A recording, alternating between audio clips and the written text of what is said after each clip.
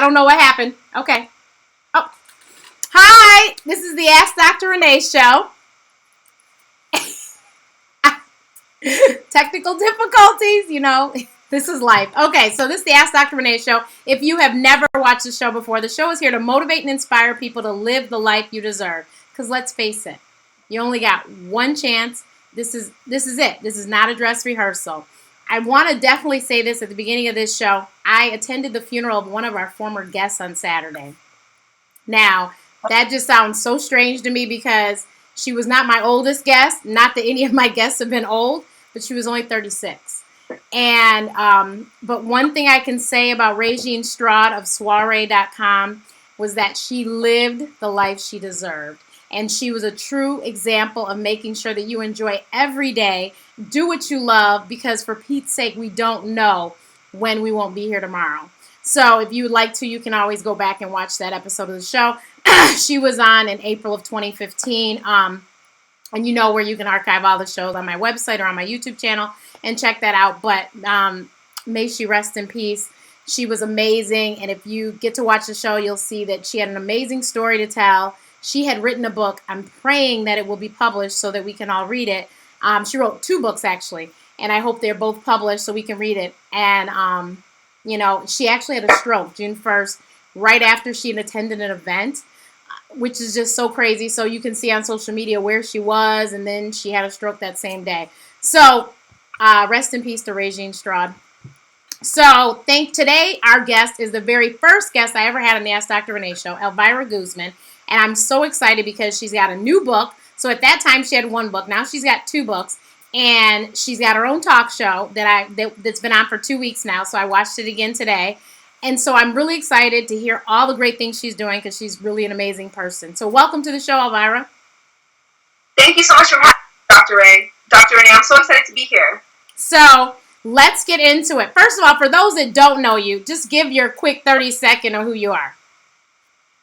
Wow, well, I've worked in the entertainment industry for 16 years. I started working with Steve Harvey when I was 18, and I worked for him for 9 years. I went to USC, and I have degrees in law and politics, but I knew that wasn't my purpose in life. And so I decided to stick with entertainment because I felt that I could make more of a change in television and radio than I ever could being a lawyer. So that's just a little bit about me. And like you mentioned, I've written a few books, and I speak at juvenile halls, universities, and really this is my life's work. So, first of all, let's just start at how do you start writing a book? Because I know that I have been told, oh, you should write a book, and they act like it's so simple, but it's really not that easy. So I know that you had a hand in Act Like a Lady, Think Like a Man, which that was your first book that you helped write, correct? Yes. Yeah. So how do you actually tackle writing a book? Well, it really depends on what type of book you're writing. When I was helping Steve write Act Like a Lady, Think Like a Man back when I was just 25 years old, it was a very different system. It took us months to write, edit, and actually release that book. But when I write my personal books, I actually wait for inspiration from God and I don't force it. When you have scheduled editing sessions or writing sessions, it's almost like you're trying to force yourself to give the best of you during those times. And now that I have the ability to write my own books, I wait for the inspiration and then I write, and I don't force it. Because I want all of my writing to be directly from my heart, from my soul, so that it can relate to many people. So I wait until I get those moments of inspiration, and then I drop anything that I'm doing and I start to write. So The Blueprint was your first book, and actually I got it online, the e-reader, so I don't have a hard copy of it to hold it up. But can you tell people what that book was about? Absolutely. So I believe that every single one of us has a blueprint that God gave to us. However, a lot of us have strayed away from our blueprint, and that's why we find ourselves suffering or in pain. And so in that book, what I do is I tell the reader that they need to follow their blueprint. And some of them, like you and I both know, they don't even know they have one. So in the book, I teach them how to create it. And like many other authors say, is that it's really hard to connect the dots moving forward, but it's so easy to connect the dots moving backwards. So if we're just to reflect and meditate on our lives to say, okay, who did God bring into my life? What mentors do I have? What kind of education did God make me get? If you start to put all of those pieces of the puzzle together, it's very easy to determine, okay, this is my purpose. This is what God wanted for me, versus us trying to figure it out on our own. Yes. So the blueprint really was, it was almost like a guide to help you to figure out exactly what is your purpose. And then it also, you did put your story in there as well, which was really, I think, helpful to people as well, which you did in the second book as well. But how did you publish that book yourself? Because tonight is Tuesdays. So Tuesdays is Trep Tuesday. So we have entrepreneurs talk about their journeys. So we just want to make sure that the entrepreneurs out there that are trying to write a book or need to write a book understand that whole process. Yeah, well, I decided to self-publish because, as you know, a lot of the major publishing companies, if you want to write books about God, they want you to write it how they want it.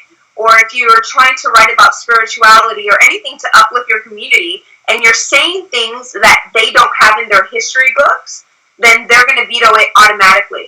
And so I'm very fortunate that I do own a company, and I'm pretty successful, so I'm able to invest in my purpose, and I published it myself. Awesome. So with publishing it yourself, how did you, because I know your book is overseas, it's in airports. So how did you go about doing that? Well, it's really easy when it comes to my situation, because that's actually what I do for a living. I've owned my company, LVGPR, which is a full publicity, consulting, branding, publishing company for over 11 years. So I've been doing this for clients for a long time. And so when I did this for people like Steve Harvey, or I helped Troy Byer, or even people like Shirley Strawberry, who's on the morning show, I realized that I already have every single thing that a major publishing company would be doing for their clients. So I decided to do it on my own. And yes, you're going to need startup money so that you can invest in your books. Research shows that for an average self-published author, or even an author with a major company, it's going to take you about 7 years to really see it come back, because books is really about word of mouth. I know when I was working with Steve Harvey and his book in HarperCollins, they thought selling 10,000 copies was an astronomical number, yet to me that's nothing. To me, I feel if you write a book that can relate to people's soul, which is something that we all have in common, then you have the potential to reach every single person on this earth. So for me, it's worth it to invest my own money and then wait for my return. Because as you know, when you do God work, you don't put out money to receive. You just put out because that's what God told you to do. Awesome. So the second book, I was flying. I've told this story online many times now. I was flying from Chicago to LA. I slept, I watched TV, and I literally read this book from cover to cover. And I really don't think the flight's that long. And I never would say I'm a fast reader. I'm actually quite a slow reader, if you ask me. So I was I could not put it down. And as soon as I got to baggage claim, I texted Elvira and was like, I just read the whole book. Oh my gosh, this book is so good. I, of course, as most people know, I know my purpose. I am an awakened, I know, but this book for a lot of people, I think, will be so beneficial. So where did this one, I'm sure God told you, but how did you put this one together? This is really amazing. Okay, so you know my first book, it took me 2 days to write that book, and it was a spiritual experience. This book, Dr. Renee, I cannot tell you how I wrote it. I know that I had 3 writing sessions, but it was almost like I was in a trance. Like God took over my soul, my shell, and wrote it through me, because I don't remember. I don't have memory of writing it. When I read it, I'm surprised and I'm inspired and I'm awakened. And this is something that I go through in order to get inspiration. So I can't tell you exactly how it happened, but what I do know is that it was something that needed to happen almost immediately. Within the first week, Khloe Kardashian, Rob Kardashian, Kylie Jenner were promoting it on their social media, and I didn't even know, but I was on a plane also, and as soon as I landed, I started to get all these text messages, and it just completely baffled me, because when you self-publish a book and you're you're working your hardest to do what God told you to do, you never expect this type of promotion or publicity up front. You're always waiting to feel like, okay, I have to do so much work, I have to work so hard, but I truly believe that God sees all of our efforts, and that God just catapulted me and sent this book to the appropriate people in order to get it the notoriety that it deserves, because this is truly God's work. It's not me. Yes, I completely agree. Because, I mean, first of all, how did Rob Kardashian even get in his hands? Who knows? And then, you know, Chloe to talk about, that was just amazing. I was blown away too. But, so this book is also translated into Spanish. Now, is the first one too, or no? No, the first one I did not. The second one is actually my parents. I was in Mexico, and I was telling my parents that I was thinking about translating it to Spanish. And you know, when you start to put things into the universe listens and it responds right back. So we actually went next door to my grandmother's house, because my parents have a house next door to my grandparents' house in Mexico. And all of my cousins were excited because they all have Snapchat except for me. I didn't have Snapchat. No idea. They're the ones who told me. They're showing me the video. And they're like, Elvira, like, you know, we love this and we want to read it, but we don't fully read English well. And so then my mom was like, Elvira, we have to do it. And so she encouraged me. She encouraged me to find an editor and to translate it. And we did that. It took, you know, some work for me after to edit it and, you know, really present it in the way that I want to. But now it's out, and I feel very, very fortunate, because I'm sure you know, more people in this world speak Spanish than English. So I'm tapping into a huge market. And so I'm really excited about this. Yeah, definitely. Definitely. And I think that, you know, I think we want to affect as many people as we possibly can, because we both line up with the fact that we would like to motivate and inspire people. We don't want to bring people down. We want to motivate them, inspire them. My thing is, I just want everyone to be happy. And I think that if you read this book, you could be halfway there. I'm just saying. And I'm not getting paid. When I tell you the book was good, ask anybody, when's the last time I read a book like that you hold? I do audiobooks for everything. So for the fact that I read the book page by page on a flight that I could have been sleeping on is just amazing. So that tells you it was a good book. So please, please, please, everyone go and get the book. And I'll make sure we have the information. But they can buy the book on your website, right? And they can buy it on Amazon, right? Yeah, Amazon, BarnesandNoble.com, eBay, everywhere online. Yes. Awesome. And we'll make sure that we have that. I'll put a link in on my website right now. If you're watching the show on my website, you see some links below. We'll put that link also below there to purchase the book directly. Now, you and I both want to have talk shows. So Elvira has a show, and it's on WCOBM.TV, which reaches, what'd you say, 7 million people? Yes. Yes, so it's huge. Last week was her first week. She had Darren Henson and Gabe Rowland. Is that his name? Yes. I don't know how I got that, but it just came. And, and I unfortunately today I only heard Raina, who I was actually blessed to meet when I was in LA last year with you. I saw Raina with the questions, because she takes some questions from the audience like I do. And so I missed the two guests today, but I know it was two females. So who did you have today?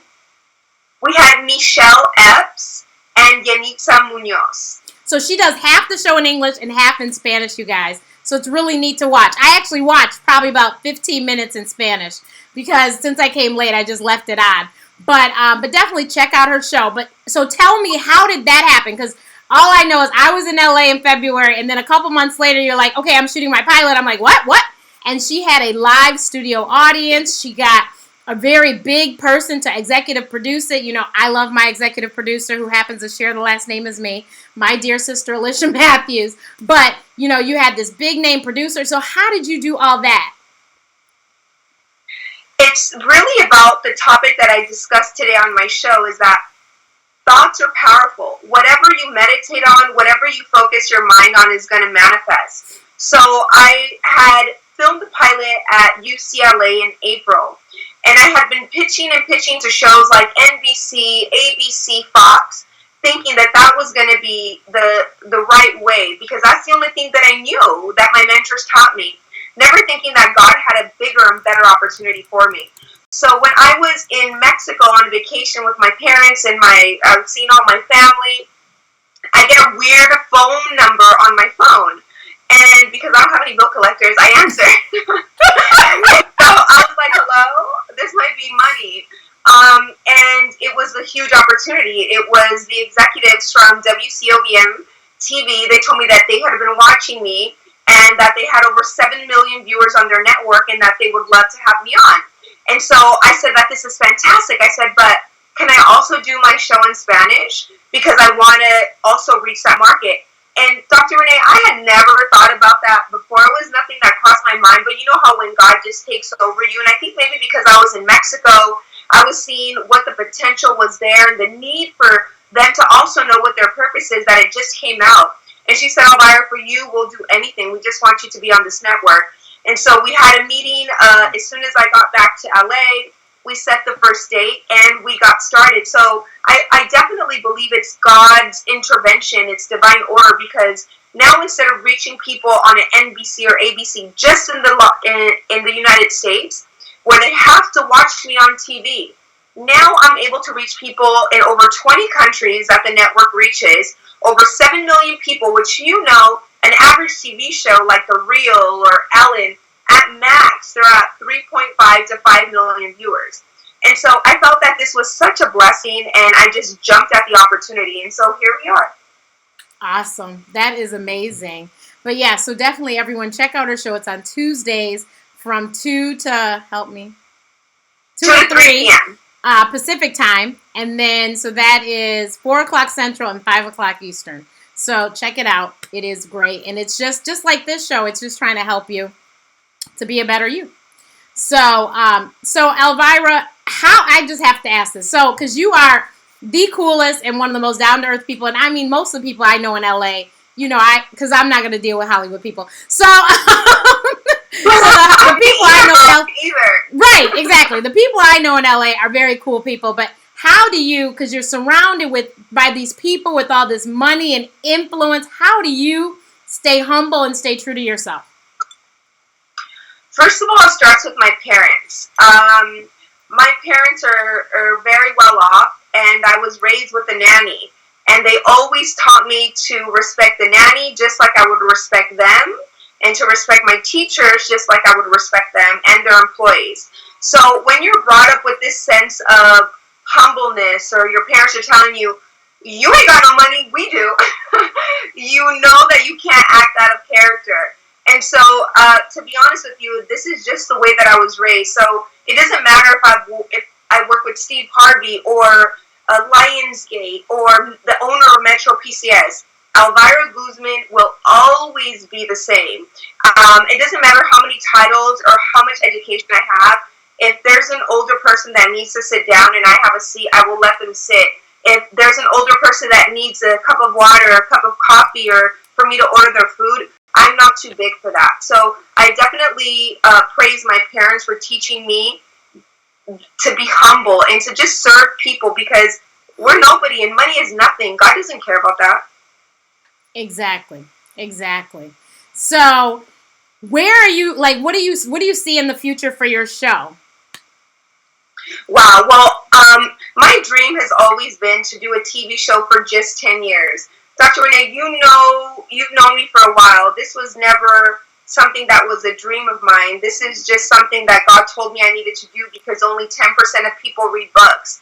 And so I'm trying to do my book in TV. I'm trying to do my book in film. I'm trying to do my book in speaking engagements. Any way that I can get the message out, I'm here as a servant of God. So whatever I have to do, I'm here. I understand. It makes perfect sense. And that's true. I mean, unfortunately, people are not reading like they used to. Shoot, look at the poor magazine industry. And newspapers. So video is everything. And so if you can get on and get people to listen, then, that's where you can affect change. Now, how did you start going into the juvenile halls and those places? Well, it's interesting. I was asked by one of my clients to be on a show called Basketball Wives on VH1.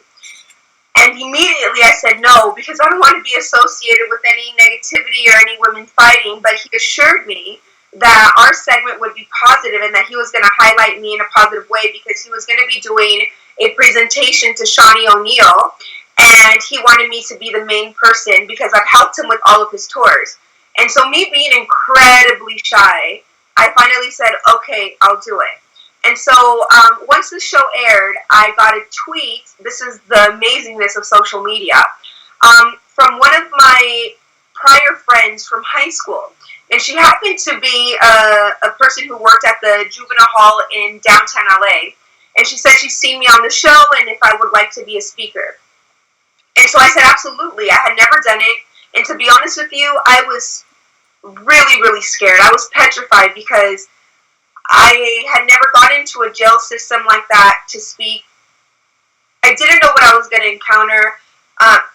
She did tell me a few things to be alarmed about, like, you know, there's going to be guards with all of the girls. You will not do one-on-ones because they could be too close in contact to attack me. Several different things that perhaps if this wasn't my purpose, I would have been like, oh no, I don't want to do that. Right, scare you off. Yeah, but because this is my purpose, I said no problem. And the good thing is I'm a black belt in karate. I can just block all these shots. and I agreed to do it. And that's really the beginning of my journey to give back. Because once I spoke to those girls, it was almost when I walked in, they were talking and chit-chatting amongst themselves. And I would never think that these girls were from the ages of 12 to 17. They had tattoos on their necks of their pimps' names. They just looked defeated. They looked not happy. They looked sad. As a matter of fact, when I walked in, a lot of their heads were on the table because they didn't even want to hear me, because I hear them. Like, I understand, like, what could this girl come here and tell me to change my life? 85% of the girls in juvenile hall are in there for human trafficking. And when I asked, like, okay, well, where are their parents? They're like, honey, that's who actually makes them work, because they were a product of that, and their moms don't even know who the dads are, or sometimes the fathers are their pimps and they're sleeping with the daughters. And so their sense of reality is upside down, and they don't even know what's good or what's bad.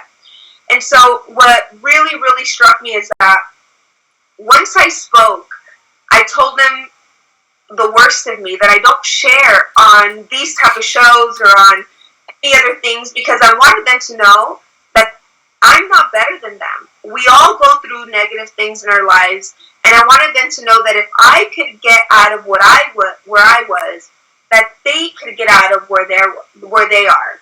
And so the story that I shared with them, which I'll share with you because you know my story, is that my parents were in jail when I was from 14 to my college years, and I don't quite remember because my memory doesn't allow me to, because there was so much pain. And during that time, I had to steal. I had to lie to people and not tell them where my parents were, in fear of them judging me, in fear of them saying, I don't want to be your friend.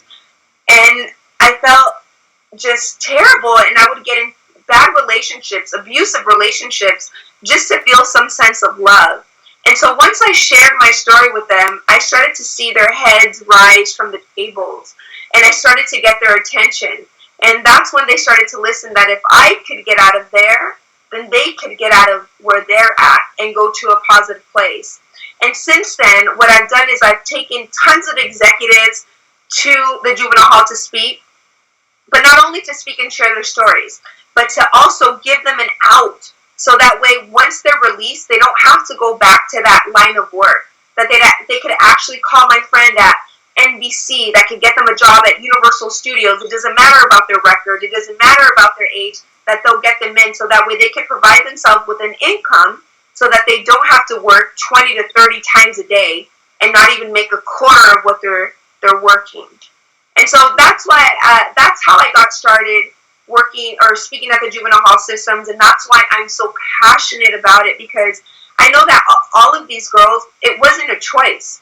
It's not like they want to do this. It's something that they're forced to do, and they have no idea about another life. And so I definitely feel that it's my mission in life to go in there and to help them awaken, to show them, hey, this could be your past. This doesn't have to be forever. That's so true. So true. And so needed, because I think that's a lot of the problem with even the violence here in Chicago, is that these children don't understand that there is something beyond your block. Some of those kids have never even been to downtown Chicago, and downtown Chicago is like less than 3 miles away, but they've never been. So they don't even know what exists outside of their block. So that's good that you're exposing them, because I think that when you know better, you do better. And if you only see what's on TV, then you probably don't know, 3/4 of what's going on in the world, because it's behind the scenes. There's a whole lot of people that made that happen. And those people are usually the ones making more money too. So, yeah, I definitely agree. So it's great to listen to the albums, but it's really the people behind the scenes that are usually cashing the bigger checks. But, it's so important.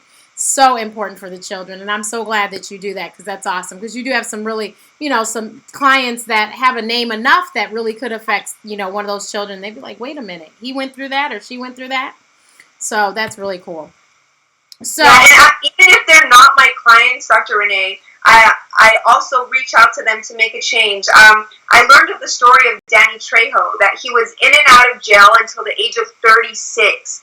And he was actually in San Quentin, where they would allow them to box other inmates. And so once he was released, he decided he didn't want to go back there. And he started to mentor and help the youth out here who were in gangs, who are addicted to drugs. And from that, a producer actually overheard one of his conversations where he was helping one of his mentees basically not kill himself. And that's how he got his first role in Hollywood. So when I hear of good stories in Hollywood that could definitely impact the youth, because a lot of people would think, oh, well, if I'm in and out of jail until I'm 30 or 20 or 40, then my life is over. No, this man was in and out of jail until 36, and now he's a huge Hollywood star. He's a millionaire. So it's very important for me to seek out these celebrities who have the story that could definitely change these guys' lives. Definitely. So what made you become an entrepreneur? I read the book Rich Dad, Poor Dad when I was 20 years old. And I realized then that I wasn't going to work for the rest of my life to make somebody else rich. That if I was going to work as hard as I was, which I was working 16 to 18-hour days, that it was going to be for me, so that way I could eventually one day give, teach, speak, write like I'm doing now. So for me, it was absolutely necessary, because my parents never had bosses. They were bosses. They had employees. So I always knew that I could never have someone telling me what to do for too long before I was like, I don't like that. I never seen nobody tell my parents what to do or where to go or what time to wake up. So that wasn't something that I was used to. Had my parents had 9 to 5s, and maybe I would be accustomed to that life, but I wasn't trained that way. I understand. So, working for Steve Harvey had to have been a very good gig. So how did you decide, okay, enough's enough, and break off? When I started to see how much money he was making and how much I was making, and knowing how much I did to make him that money also, I was like, wait a second, this doesn't make no sense. Like, I need to do this on my own. And so I did. I started my first company when I was 22 years old, just 1 year out of USC. And I was tremendously successful. I was making more money than any of his employees, regardless if they were 20, 10, 15 years older than me. And I still worked with him because he didn't want to release me, even though I tried to resign at that moment. And I realized, wow, there is no limit. And I decided to finally resign after I helped him with the book, Act Like a Lady, Think Like a Man, and I did all the publicity for it, because I was living in Atlanta, and I really did not enjoy living there. I wanted to move back to LA, where there's beaches and fancy restaurants that I know people at, and of course my family. And so I wanted to come back home, and so it was definitely nothing personal. It was something that I said I need to go to grow, and by that time I was already at a financial place where I didn't want to be at the radio station every day at 6. I didn't have to anymore. I did have to do that when I was younger, but that wasn't my circumstance. That's awesome. And so how many years now have you had your own business? 11 years. Wow. Yeah, tell me about it. I can't even believe it. And when I think back, now knowing how people operate, it just astounds me that I decided to start a business so young. And to that, I could just give credit to my parents. I mean, when I was 7 years old, I was working for two of their companies. And I would make appointments at one. I would help over there with the shipping or deliveries. And so I'm just so grateful that I have that upbringing, because by the time I worked with Steve when I was 18, the reason I was able to rise so quickly in his company is because I already had about 7 years of experience of working at a high-level place with my parents with two companies. And then when they were gone, for those 4 years, I worked at Round Table Pizza doing the computers, helping scheduling the employees. So it wasn't like I was starting out at 18 being fresh, never had a job before. I went in there knowing exactly what I was doing, and I knew exactly what I needed to do to move up. So at 14, when your life just completely changed, did you ever dream that this would be your life and you would be so impactful in so many other lives? Absolutely not. I remember at that time, because I tried to commit suicide many times, I didn't even think that I would make it to 18. And then when I turned 18, I was like, oh, okay, let's shoot for 21. And those years were extremely difficult. And not only did I try to commit suicide, but I tried to get lost every minute that I could. So as soon as I was done working with Steve, no matter what time it was, I just wanted to drink. So that way I could not know who Elvira Guzman was. Because my life was not good at that moment. My parents were in different states, at different jails. I didn't have a support system. I didn't feel like I had the family that I needed, and I would ask God all those questions.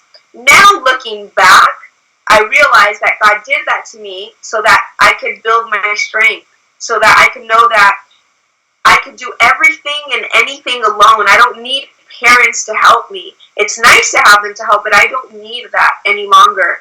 And so I really thank God for that experience, because I feel that it made me who I am. And had my parents not gone to jail, I might be one of those snobby rich girls that never worked until she graduated college. And that's definitely not who I want to be. That's cool. So, first of all, anybody, if you have any questions, you can type them in on YouTube. You can tweet them to me at Ask Dr. Renee, and we will. My executive producer, she'll get the questions to me. But I was gonna say the other thing. I forgot what I was gonna say. It was good too. It's old age. Oh, I know. So I know that one thing that you push is, you self-care. You make sure that you take time to vacation. So can you talk about what happened in your life that made you completely pivot and say, wait a minute, I'm working entirely too hard? Absolutely. So I got very, very sick when I was about 26 years old. And this is actually one of the reasons why I needed to resign, because I had too much stress on me. I was running a full-time publicity company. I was in a relationship. I was trying to be a good daughter to my parents who were just released, trying to rekindle relationships with my family, and I just couldn't do it. So I got very, very sick, and I didn't know if I was going to live. I had to wait until my surgery to see if I was filled with cancer. And so during those 30 days up until my surgery, it was really an awakening for me, because it was during those times that I asked myself, okay, Elvira, if God takes you, what did you do to help others? What are you leaving on this earth? How can people learn or benefit from you being here? And that's when I said, okay, I can no longer do this. I cannot work 18-hour days, having so much stress and feeling not compensated enough. And for me, compensated means, Elvira, I've seen you working very, very hard. Take a vacation. Or Elvira, you helped me make so many millions on this book. Here's a little something so you can put it aside so you don't have to worry. So I didn't have that. So my mind was consistently like, build, make more, do more. It didn't matter if my body was tired. My mind would force me to keep going. And so that experience, and thank God, after the surgery, they removed the cyst and it was benign. And I had complications for the next 2 to 3 years. But thank God I just took my last test. I am completely cancer-free cells, and I'm so healthy. And the only thing I could accredit that to is my new lifestyle. So now instead of waking up at 3 o'clock in the morning, prepping for the morning show, and going to work and working 18-hour shifts, sometimes I wouldn't eat, I wouldn't drink water, I wouldn't communicate with family, and then going to sleep with sometimes my makeup on because I would be so exhausted. Instead, now I wake up when God wakes me up. I don't have an alarm clock for what? Like, I pay myself. I don't need to wake up. And so as soon as I wake up, I'm like, okay, great. Thank you, Lord, for giving me this day. Please allow me to help people. I get dressed. I go to the mountains. I hike and I pray. I have amazing lunch. I come back to the office. I do my work. When I'm done, I go to the spa. I go to a favorite restaurant. I do all those nice things. So now I feel that it's no wonder I finally reached my ideal weight. It's no wonder I finally reached my ideal health. And I have healthy relationships. Before, I would miss family vacations. I would miss phone calls from family members because I'd be like, oh, I'm in the studio during an interview. How dare they call me? They're so inconsiderate. Not thinking that they're just trying to call me to connect, to talk to me, to see who I am. But because I was so stressed, I've seen that as a hindrance. And so I literally had to shift upside down. And the person who helped me is Gina Holland. She was the top executive at BET when I worked for BET to do Comic View back when I was, 18, 19 years old. It just so happens that one of my best friends, she's best friends with her mother. And so when I went to Jamaica to her wedding, I seen her and I was like, oh my God, Gina! And then I was embarrassed because I was wearing a bathing suit. I was like, no, you're an executive. I remember you. I don't want you to see me like this. She's like, it's okay. I'm wearing a bathing suit too. Because it's hard to see executives like in the other light versus them being your boss. And so during that week in Jamaica, I seen her sitting, in a nice restaurant because, there's a ton of restaurants. And she was like, Elvira, come here. And I was so nervous. Like, at that time, I was already 31, but I was still so nervous to speak to her because she was such a big influence on me. And she said, tell me about your day. And I told her my day. She was like, no. She's like, you need to flip it. She's like, you need to do you first. And I was like, no way. I can never go hiking in the morning because I have all these emails and I have all these things I have to do and people are calling me. She's like, no. She's like, you're going to never reach your success until you put yourself first. She was like, go hiking first, feed yourself, and then operate from a full tank versus operating from an empty tank. And so that's when I switch it up because for me, I used to do everybody else's stuff first. Clients, friends, mentees, all that stuff. And then I would put myself last. And then I would say, well, if I have time, I'll work out. If I have time, I'll go to the spa. Now there's no ifs, ands, or buts. I have to have Elvira time because if not, none of this is going to work. So that's really what propelled me to change was Gina. So I definitely suggest all of your viewers to please get mentors. Listen to people, even though you feel that it's crazy, just try it because it could change your world like it changed mine. Yeah, definitely. It's so important to take care of yourself because you just never know what, could be lurking. Like I said, my guest, my friend Regine died. She, maybe there were signs telling her, but actually she was in optimum health when this all happened, which was so strange. She had just lost a ton of weight. Looked amazing. So, I don't know. But, it's very important that you listen to your body and you, put yourself first. And if you have to, because I know some moms say they have to wake up a little bit earlier to be able to get that workout in or to be able to do that meditation. And if that's what you have to do, that's what you have to do. And you probably thank yourself later for it. A lot of people recently, we've had a lot of discussions with me and my friends about how we feel so great, we'll be fine. But no, you need to take care of your body now. So all that stuff, do it now so that 50 years from now, you put in the work. So then you have nothing to worry about. And you don't have to go to 10 different doctors for all these different ailments because you took care of your temple when you had everything working. There's no excuse. If all your limbs work, then there's no excuse for you not to move. Not everyone has to go to the gym. It could be so much as getting out of your bed and on the next to your bed, doing whatever, doing a quick workout. I'm in a burpees challenge right now. I have 100 burpees to do tonight. God bless me. But, but I'm not there yet.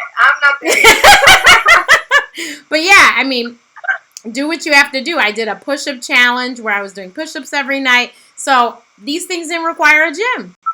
But it's me moving. It's getting my heart rate going. Today I walked to the grocery store because it was a nice day outside. And it's like, why get in a car? Walk. So I walked. So, just little things. These little things are very important. And I think entrepreneurs particularly, especially, do not take care of themselves because they're so busy. Everything is so important to the business, to get the business going, to make sure that they have money, to make sure they have money to pay their employees. And, so as entrepreneurs, it's really, really, really important that you take time for yourself first. Because you only have one life. Like I said, this is not a dress rehearsal. And guess what? If you die, what's going to happen to the business then? So therefore, it's better you take care of yourself so then you can be there for your business. And sleep is very important too. A lot of people, especially entrepreneurs, sleep is very important. They've done a lot of studies that tie weight loss and sleep. People who don't sleep as much tend to weigh more. So it's really good to try and get at least 6 to 8 hours. You don't have, I understand not everyone can get 8 hours every night, but if you can get at least somewhere in there, then you're doing okay. What would you tell, because I know you have several mentees like I do, what do you tell them if they say to you after they hear you talk, maybe it's one of the students at USC and they say, that they're interested in going into PR. What do you say to them? I would say first, they need to work for either a television or radio station, and that they need to either work in their morning show or one of their top-rated shows, so that way they can build their contacts. So that every single celebrity that comes in, they not only get the publicist, but the manager, the agent, any contact that you could get, because as you know, we never leave the industry, but we change clients, we change shows, we change systems. So at any given time, I could text one of my friends and be like, hey, what about your client, blah, blah, blah. They'll be like, no, but I have these people. I'll be like, oh, fantastic. And so I definitely say that you need to build your contacts, because a publicist with no contacts is just a writer. And so that's not what's needed. You need to know people in order to make it in this industry. Now, I try to preach to all my mentees, and I don't care what field they're going into, but life is about relationships, is it not? Definitely. Absolutely. And you have to take the time. I mean, I know there's so many times when I'm at my computer or at a meeting or whatever working hard, and I get all of these text messages from friends that are in the industry. It doesn't matter if you answer them when you get home or a few days from them, answer them. Because they don't understand that maybe you might be in meetings, or that you might be working on a document that's taking you, a week to do, and you can't lose your focus, and you have your phone on silent, and you don't even see those things. Some people take it personal. And so it's very, very important that you reach out when you can, and that you're nice, and that, first of all, you don't give people advice when they're not asking for it, and you don't pressure them to meet with them. Because I know, like, you know what it is. If I contact my friend, I'm like, hey girl, I want to hang out. And she's like, oh my gosh, I have to go to London with this client, then I have to go to New York. But when I get back, like, I definitely want to meet. Amazing, let's do that. Once you get back, I don't want to stress you out. Let's schedule something then, so that way you don't have to feel so much pressure. Because I definitely understand that there's some people, right now in my journey, I feel like I've put in my hours. So now I have the ability on certain days to just go to the beach all day, or to just go shopping all day, or to just go to the mountains and write all day. Some of my friends don't have that ability yet because they're still working their way up. And I have to respect that. I can't say, let's go to happy hour at 3 if they're still in the studio working with one of their new clients. I have to understand, and I have to give them the grace that my friends gave me back in the day. What do you say to these young people about networking? Because, I've tried to, I literally just spoke a week ago. I spoke to high schoolers, and they were like, well, how did you do this? How did you? I said, really it was networking. And they were like, you make it sound so simple. I go, really, it's not that hard. But I think that these children are so tech savvy that they really don't know how to have interpersonal skills. Yeah, networking is absolutely important. I don't do this anymore because thank God once you get to a certain level, you don't have to work as hard. But when I was in my 20s and 18, 19, I was at every single event that I could get to. I was trying to meet as many influential people as possible for meetings or coffees or teas or lunches. And one of my rules that I give to my mentees is that when you go to an event, you are not allowed to leave until you've gotten at least 5 business cards. And so what that does is it makes them step out of their comfort zone, and they kind of feel like, okay, this is what I have to do. And I also teach them how to spot out the important people in the room, because you don't need to network with everybody. You definitely need to network with the influential people. So I teach them those skills. Yeah, that is true. You need to figure out who are the right people, and that's through good research. So if someone said to you, I'd like to write a book, what would you suggest to them? Well, that's a loaded question. First, I would say, where do you want to publish it? Where do you want to distribute? Who do you want to affect? Why do you have this feeling? Because not everyone who gets the thought to write a book is called to write a book. Because there's a lot of people that want to write books that have a certain type of prestige or be put at a different level, but God didn't call you to do that. So first I would say, is this what your gift is? And if they can honestly say yes, then I will teach them. And that's something that I do through my company, that within one meeting, I could teach you the structure, I could teach you how to do it, and all I have to do is go to editing sessions and help them out with it. Awesome.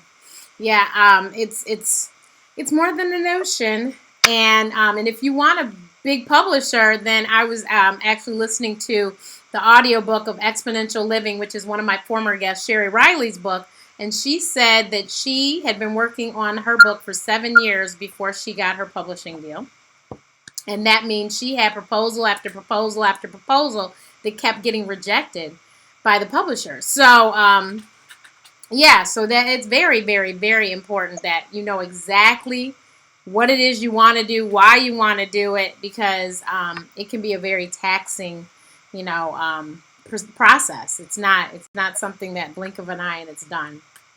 Absolutely. And if it's not something that is in your blueprint or is in your soul to do, you're going to quit halfway through the book. You're going to be such a doubter that it doesn't matter if you get the best publicist like me. Your thoughts are going to block you from getting the best results. I mean, there's tons of times when people have come to my company and they say that they want to hire me for 3 months. First of all, 3 months publicity is nothing to do publicity for a book, because you're supposed to do that before you even launch a product. But they think 3 months of publicity, their book is going to be #1. They're going to be on Oprah and Steve Harvey and Ellen. That is a fallacy. If you are truly intended to do this, you need to do this for the long haul and not have such high expectations, and do what you're supposed to do. And if your book is truly genuine and from the soul, word of mouth will kick in and your book is going to be successful with or without a publicist. Where do you see the Elvira brand going from here? Well, I want to have my show for 10 years. And I also want to get on radio. I want to turn my book into a film.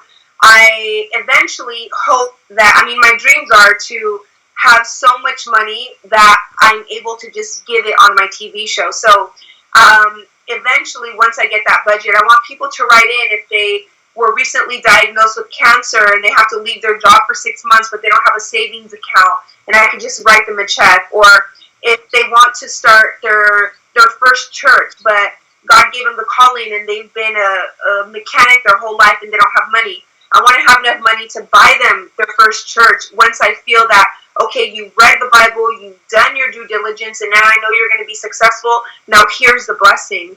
I want to be able to do that. Dr. Renee, you know that I don't have children and my parents are great. I don't have to provide for them. So every single thing, money, dollar, anything that I get, 100% of it is going to go right back to the people, because when I leave here, I don't plan to leave anything to any of my family. I plan to give it all away, because thank God they're all good. That's good. So what is your, I mean, I know you get up and you thank God. So do you have any affirmations that you say every day? I see on the chalkboard behind you, it says trust love. But, but, Yeah. but do you have any affirmations that you say? Like, I personally, most people don't know, but people who've come to my place know, on the back of my door, there is an affirmation that I say every time I'm walking out the door. And it's basically, it's something from The Secret. And that's what I read it off. I don't care how many times I open the door that day. I read it off every time I leave the door. And then in the morning, I've talked about it before. I recite the prayer of Jabez. I recite that every morning before I get out of bed. And then one of my big sisters, Tracy Vincent, blessed me with a prayer about, maybe it was in February. She blessed me with this prayer via text. She just typed up this prayer. It's 4 paragraphs. The first paragraph is a Bible verse, and the other 3 she came up with. And I literally say that prayer every morning and every night. So every morning, I say prayer of Jabez in that prayer, and then at night, I say my prayers, our Father, and then the Lord's Prayer, and then I say that one, and I go to bed. So do you have an affirmation ritual, something like that? Absolutely. Part of my ritual, like I mentioned before, is going to the mountains. And what I do is on the way up to the mountain, I'm reciting all of the prayers that I know. So Our Fathers, Just Judge, all of them are in Spanish. I'm not too sure of the translations. But I say these prayers over and over and over again. And what that does, it kind of puts me like in a trance where I'm just fully in God. Because at the beginning, you still have those negative thoughts that are in your mind. But as soon as I'm like on the 5th or 6th prayer, all those thoughts are gone. And I'm just in the prayer mode. And I'm just looking down. And I actually use the mountain as a metaphor of my life. Because sometimes when God gives you your purpose, it's almost like looking at a huge mountain. And it almost seems like it's impossible to get to the top of the mountain. However, if you just focus on each step, and I look down and I'm just focusing on that instead of looking up and saying, oh my God, I have so much more to go. How am I going to do it? I'm already tired. I don't even think about that. I look down, I look just at my perimeters, and I say those prayers. Once I get to the top of the mountain, there's this one specific rock that's at the very top. I put my hands up and I say, thank you, Lord, for allowing me to get here today. Thank you for giving me the help to get here. Please allow me to identify the one person that I'm supposed to help today. And please allow me to return tomorrow because I just want to give you praise. And on the way down from the mountain, once I'm completely in that energy space, in that frequency, I say, Lord, speak to me. Is there anything that you want me to know for today that I haven't paid attention to? Please tell me. And I start hearing God speak to me. And it's almost like God speaks to me in my heart. And I start saying, okay, I got it. Okay, I could do that. I could be better this way. I could help this person by doing this. Okay, and it's almost like a communication with me and God on the way down from the mountain. And then I have this one particular tree that I absolutely love where I do my meditation and I do my stillness practice. And during that time, it's almost like God is speaking to me again, but now through nature versus words in my heart. And I feel this sense of calmness. So once I leave there, I feel like, okay, no matter if someone writes me a terrible email, texts me something really bad because they're having a bad day and it has nothing to do with me, I'm not going to immediately like say, blah, blah, blah, blah, blah, or this or this or that. Because I'm already in that elevated energy space that I cannot allow nothing can hurt me. And throughout the day, once I get back to the normal world and my phone starts to go off and, all the chaos and you see people honking and being just negative, what I do is I listen to inspirational videos on YouTube in my car. And it's just like the audios where I could listen and I don't have to watch the video.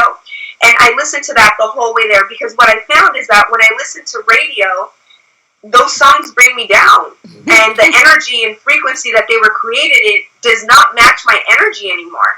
And so I have to continuously stay in that state. And now let's say, for instance, if I'm getting to a meeting and the person is completely negative and they leave to the bathroom, the first thing that I do is I start to pray. And I say, Lord, please help me to have patience. Please help me to be an example for them so that way they do not act that way. They do not exude that type of energy. And then all around my house, like you, I have positive affirmations. Like, you can't see this, but this is something that I have that I wrote in my book. And it says, trust in God is the only thing that alleviates suffering. And I put this in my office because many times I find myself suffering here because I feel like, God, why am I working, this long? Or why am I having to work on this project? Or blah, blah, blah, blah, blah, whatever it is in order to get the money I need for my purpose. I just turn around and I look at my board, and it's true. God will alleviate all suffering. Another quote I have is, deal with your pain so you don't have to live it. And so that's another affirmation that I always have, because it's inevitable that people are going to hurt us. It's inevitable that people are going to try and bring us down because they see us so happy. And so one thing that I say is that I have to deal with the pain. If someone tells me something negative, it hurts. I'm not made of wood. I'm real. I have blood in my veins. It hurts me, but I'm not going to show that person that it hurt me. I'm going to deal with it, and I'm going to forgive them, and I'm going to move forward. So to me, my whole life is a prayer. My whole life is a communication with God now. I couldn't say this when I was 25, 26, because back then I was suffering. Dr. Renee, I remember when I would cry myself to sleep. I was in chaotic relationships that I wouldn't get out of by choice, because I felt so bad about myself and about life. I just wanted someone to love me. That now, because I found God, because I found my purpose, I know that I don't have to put up with anything bad, because like how God says in the Bible, God does not hurt. God is not going to betray you. God is not going to put you down. So if anyone in our lives are giving us that type of energy, immediately we have to know that that's the enemy, and we have to cut them off. Because just like there's good, there's also evil. And whenever the enemy knows that we're doing something for God, which are things like you and I, we're doing these shows to help other people. This is not to fulfill us. This is to fulfill our purpose for God. There's going to be those bad energies, the bad wishes on us, and we have to stay prayed up. And so I pray from the time I wake up to the time I go to sleep, because it's something that I need in order to stay strong. Very important. So everyone, all her contacts to find her are right below her picture. And also, you can also go to the ElviraGuzmanShow.com as well. And like I said, WCOBM.TV every Tuesday, 2 o'clock Pacific, 4 o'clock Central, 5 o'clock Eastern, to catch her show. And if you need her services, that website is there, lvgpr.com. I highly recommend her. She is amazing. She's worked with the best of the best, and she works with anyone, so you don't have to be some big name. As long as you can pay her, she'll work with you. And she believes in what you're doing. She, like me, I'm very selective about who I work with too. We just, you got to line up with what we're doing, and it's got to be something positive, because we're not trying to have any kind of negative forces around us. So as long as it's something positive that she can push, she will do it. So next week we have Ramon Ray, who I had the pleasure of seeing speak at Blogalicious this year in Atlanta. He was amazing and captivated the audience in such a way that I was like, let me run out and meet him outside. So I did, and told him about my show. And he actually was talking about content creation and was encouraging people to get YouTube channels. And it was funny because most of the people in the room did not have a channel. And then here I had a channel and a show. He's like, oh, you're ahead of the game. So he's amazing, and he's going to be on the show next week, so I'm really excited about that. And then the following week, we have Sister Scientist Erica Douglas, who is amazing in her own right. She's a Chicagoan, and she is actually the woman behind a lot of the beauty brands that we use for our hair. She has been the chemist that created these chemicals to put into the shampoos and stuff for different brands. So she'll tell us all about that. So I will see you guys next week, same time, same place. Everyone, this is Holy Week for me, and I know for Elvira as well. This is Holy Week. Please, please, please enjoy your time with your family and your friends. Have a happy Easter, and I will see you next week. Bye. Just wave and tell us what to do. We're good?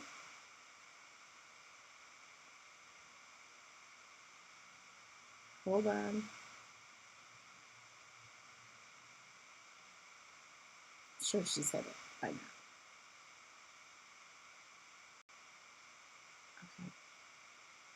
Oh, sissy,